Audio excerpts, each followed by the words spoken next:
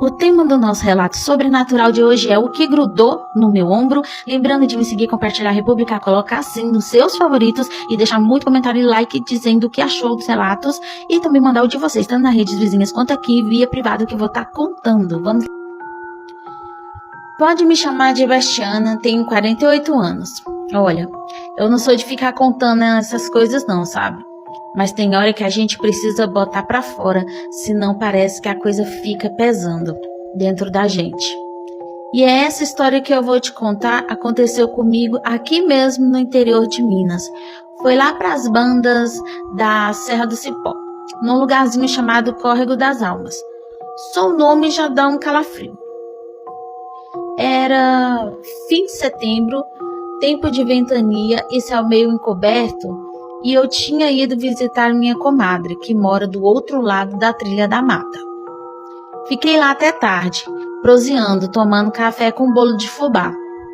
Quando fui embora, ela ainda falou: "Fica aqui, mulher, não vai atravessar a trilha essa hora não." Mas eu, teimosa, né?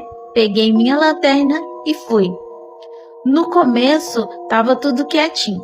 Só os grilos cantando e o barulho das folhas.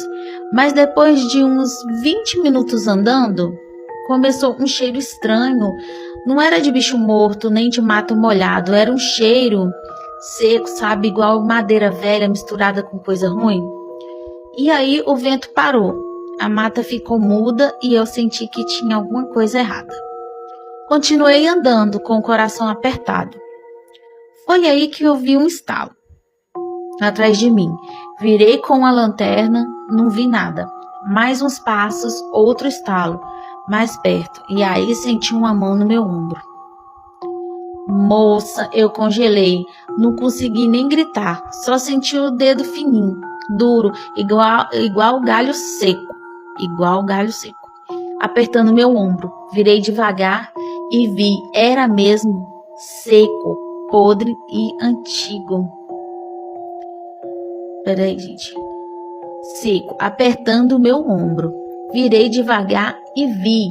Era uma figura magra, muito magra, pele grudada no osso, olho fundo, sem brilho, a boca aberta como se estivesse gritando sem som, e o cheiro era o mesmo, seco, podre e antigo.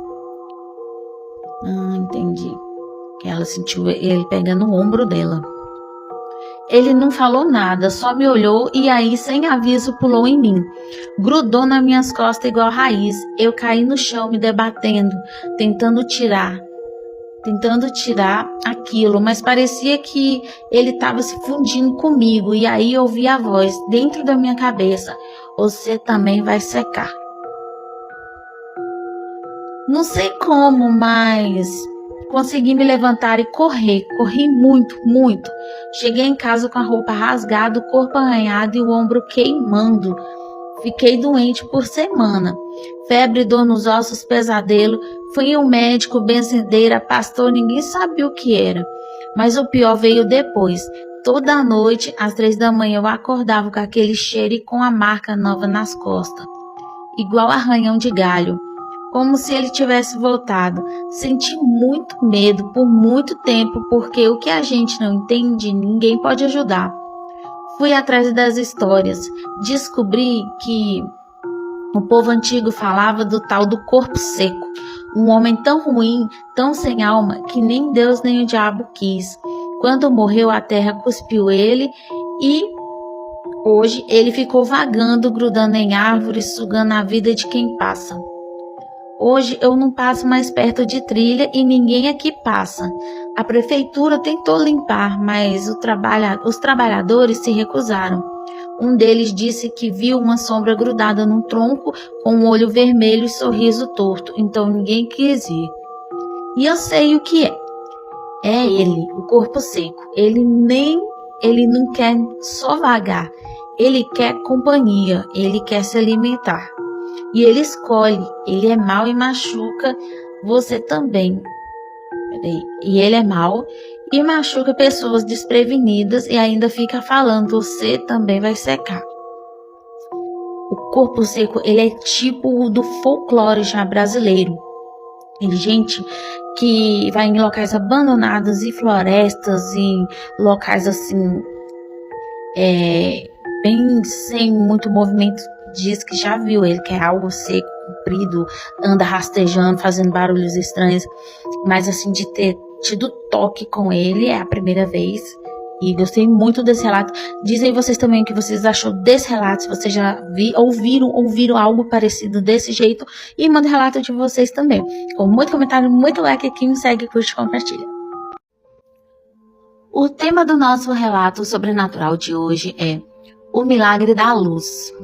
Lembrando para me seguir, compartilhar, republicar, colocar nos favoritos, deixar comentários, likes, o que acharam dessa história e mandar a história de vocês também, tanto nas redes vizinhas quanto nessa. A gente conta o seu relato e vamos lá. Quem nos mandou esse relato, vamos chamá-la de Ana Clara, e ela conta a história que mudou a vida dela com o que aconteceu com a sua família e o seu irmão. E ela nos conta assim, que em novembro de 2022, meu irmão Lucas sofreu um acidente de moto. Foi muito grave, deu traumatismo craniano, fraturas múltiplas, e os médicos disseram que ele não passaria daquela semana. Mas ele não só passou, como ele ficou em coma por quase 3-4 meses. Durante esse tempo, os médicos foram sinceros, não há mais atividade cerebral significativa, preparem-se. A gente ouviu isso tantas vezes que parecia um mantra. Mas a minha mãe, ela não aceitou. Minha mãe é muito, muito religiosa. Ela dizia que Deus tinha falado com ela em um sonho, e nesse sonho apareceu uma mulher de branco com olhos como estrelas. E quando ela apareceu, disse: não desista, ele ainda tem uma missão, ele ainda está entre vocês. A gente achava que era o desespero da minha mãe. Mas ela insistia, rezava todos os dias, acendia velas, cantava baixinho no quarto para ele do hospital. E toda vez que ela fazia isso, algo estranho acontecia. O quarto ficava mais frio, as luzes piscavam e um cheiro de lavanda tomava o ar. Era o cheiro do travesseiro que Lucas usava quando era criança, o perfuminho infantil dele. Na véspera do dia em que os médicos iriam conversar com a gente sobre desligar os aparelhos do meu irmão, minha mãe ficou no quarto a noite toda. Ela rezava, chorava, cantava e eu fiquei junto com ela. Então, por volta das 3 da manhã ou 4, algo aconteceu. Estávamos lá, deitada nas cadeiras, quando uma luz, uma esfera brilhante, suave, como se fosse feita de névoa e ouro, entrou no quarto, não pela porta, pela parede.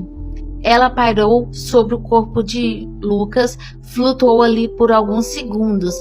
Nós ficamos olhando paralisadas e eu percebi que ela viu e minha mãe percebeu que eu vi, mas ficamos só igual estátuas olhando. E então, por alguns segundos, ela sumiu. No exato momento em que desapareceu, todas as luzes do quarto se apagaram. O monitor cardíaco continuava funcionando, mas o quarto mergulhou num silêncio absoluto. Eu olhava para minha mãe e ela para mim sem sabermos o que dizer. A enfermeira entrou correndo, achou que tinha sido uma queda de energia e que os aparelhos poderiam ter apagado, mas só aquele quarto estava sem luz. Os outros estavam normais, mas os aparelhos continuavam ligados. Na manhã seguinte, quando os médicos vieram para conversar sobre desligar os aparelhos, eu e minha mãe olhamos uma para a outra porque não tínhamos conversado sobre o que vimos. Ficamos um pouco com medo, não queria conversar com ela naquele momento sobre isso e percebi que ela também não. Mas aí, no exato momento, Lucas, o meu irmão, acordou. Ele abriu os olhos, sorriu e falou, sem sequelas, sem confusão, como se tivesse dormido por algumas horas. Os médicos ficaram em choque, disseram que era impossível, que não havia explicação científica. Mas a minha mãe só sorriu. Ela já sabia. Ela olhou para mim e falou, você viu? Dias depois, Lucas contou que durante o coma, ele foi visitado por um anjo, um ser de luz com voz calma que dizia, você pode ir, mas sua missão ainda não acabou. Eles precisam de você. Ele diz com todas as letras que viu nossa avó também, que faleceu há anos. segurando uma vela e que ouviu minha mãe cantando todos os dias, mesmo estando inconsciente. Hoje Lucas está vivo, anda, fala, estuda e carrega uma paz que nunca teve antes. Ele diz que não tem medo da morte porque ele viu o que tem depois e que o amor verdadeiro é o que nos mantém aqui. Esse foi o milagre da última luz. Nós chamamos da última luz, nossa família. Não foi só médico, não foi só espiritual, foi sobrenatural. Mas acima de tudo, foi humano, foi sobre a nossa fé, conexão com Deus e o poder que existe quando a gente acredita, mesmo sem entender. Se você está passando por algo difícil, escuta isso. Às vezes, o milagre não vem com trovões, vem com silêncio, com um cheiro de amor, com uma lágrima, com uma reza, uma vela, com uma luz que paira sobre quem você ama. E talvez, só talvez, alguém esteja te ouvindo agora. Muito bonito esse relato. Muito. E eu acredito bastante que os milagres acontecem, são feitos, não tem explicação, tudo tem um momento e a hora certa. E com certeza essa luz que pairou, essa visita sobrenatural, talvez angelical, que tenha, foi pela fé que vocês tiveram e a fé, né, de uma mãe que fica ali e não desiste dos filhos para ter acontecido tal milagre tão bonito. Maravilhoso, maravilhoso. Se você gostou, deixa aqui o seu comentário. Deixa aqui seu comentário, deixa aqui muito like, manda sua história também, tanto nas redes vizinhas quanto nessa, que a gente vai contando a história de vocês. A Legista Assombrada é o tema do nosso relato sobrenatural de hoje. Lembrando para vocês me seguir, compartilhar, republicar, colocar nos seus favoritos e comentar bastante aqui o que achou do vídeo. Mandar o seu relato também, tanto aqui quanto nas redes vizinhas, que a gente vai estar lendo para vocês. E vamos de relato. Vocês não vão acreditar no que eu vivenciei. Sou auxiliar de necrópsia há mais de uma década. E garanto a vocês, já vi de tudo, mas o que aconteceu na noite passada me fez questionar tudo o que eu achava que sabia sobre vida e morte.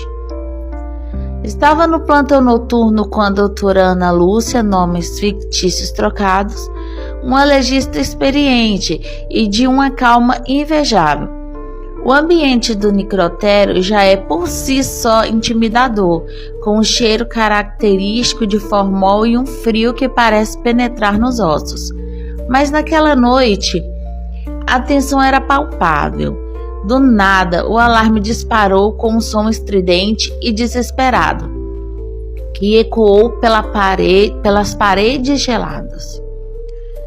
A doutora, concentrada no corpo de uma jovem que estávamos examinando, continuou seu trabalho, mas eu senti um arrepio. A lâmpada sobre a mesa de autópsia começou a piscar de forma frenética. Por um instante, o alarme parou e um silêncio absoluto tomou conta do lugar. Foi aí que o medo real começou. Eu vi com meus próprios olhos. Eu vi